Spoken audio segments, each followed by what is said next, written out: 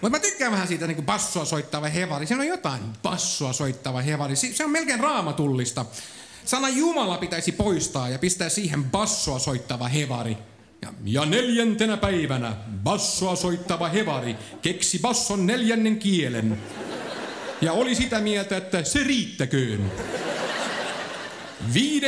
päivänä bassoa soittava hevari loi työkkärin. 6. päivänä bassoa soittava hevari loi muut bändin jäsenet, että edes joku bändistä saisi pillua.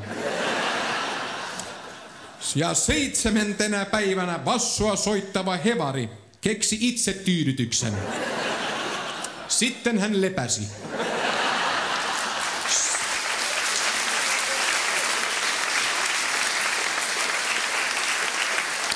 Sitten hän heräsi ja muisti keksineensä itse tyydytyksen.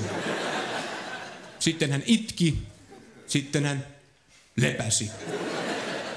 Ja tähän loppuu Marko Tapani Hietalan evankeliumi. Kiitos Marko, kun sain roustata sua. Sä oot näyttänyt nyt koko Kuopiolle, että sinussa on vitusti munaa. Valitettavasti ne on sun perseessä, mutta kuitenkin. Kiitos Marko!